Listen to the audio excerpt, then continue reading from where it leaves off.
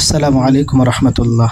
সম্মানিত উপস্থিতি দিনী ভাই এবং বোনেরা, আমরা ছোট্ট একটি বিষয় নিয়ে কথা বলতে চাই। সেটা হলো, সম্প্রতি আমরা দেখেছি রাজবাড়ী গোয়ালন্দ, যেখানে একজন মাজার পূজারী নুরুল ওরফে নুরা পাগলা, যার নাম, তাকে কেন্দ্র করে সম্প্রতি নিয়ে অনেক নেট দুনিয়ায় ভাইরাল অনেক কিছু সম্প্রতি দেখা যাচ্ছে যোগাযোগ মাধ্যমে। সত্য কথা হলো এই, আমরা সুস্পষ্ট বার্তায় এতটুকুই দিতে চাই, বা যেটা আমরা বলতে চাই সেটা হলো এই, পৃথিবীর যেই প্রান্তে হোক, যেই জায়গায় হোক, যেখানে শিরিক এবং বেদাত হয় সেখানে আমাদের লড়াই চলে, সেখানে আমরা জোর কণ্ঠে উচ্চ আওয়াজে কথা বলতে থাকি। কারণ শিরিক এবং বেদাত এই দুইটা বান্দার সমস্ত আমলকে ধ্বংস করে দেয়, সমস্ত আমলকে শেষ করে দেয়। আল্লাহ সুবহানাহু ওয়া তাআলা কোরআনুল কারীমের ভিতরে সুস্পষ্ট ভাষায় বলে দিয়েছেন, ওয়া ইউশরিক বিল্লাহি ফাকাদ হারামাল্লাহ।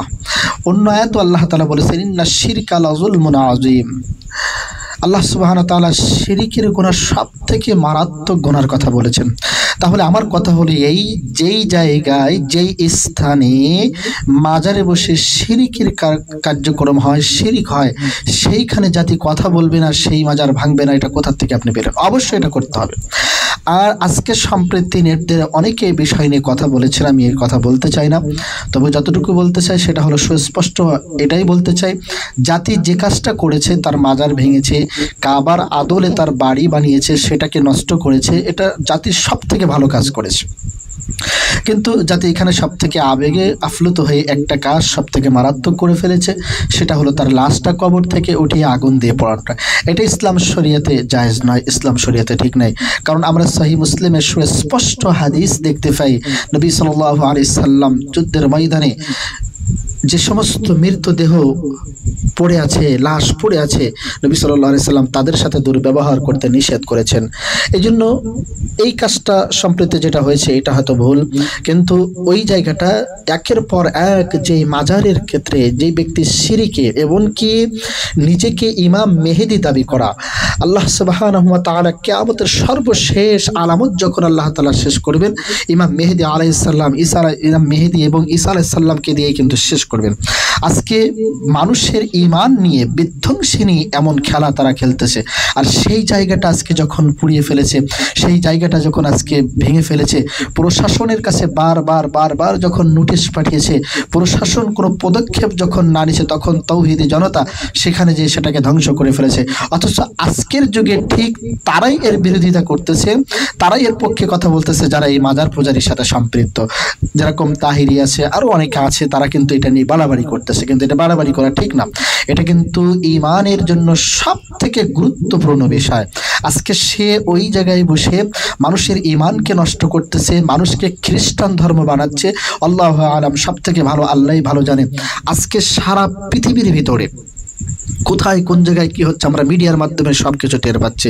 বাংলার জমিনে আজকে আহলুল হাদিসদের মসজিদ, যেখানে আল্লাহর ইবাদত করা হয়, ইন্নাল মাসাজিদা লিল্লাহ, যেটা আল্লাহ তাআলার ঘর, আল্লাহ নিজেই বলেছে এটা আমার ঘর, এখানে আল্লাহ তাআলার বান্দা বান্দিরা ইবাদত বন্দেগী করেন, সালাত আদায় করেন।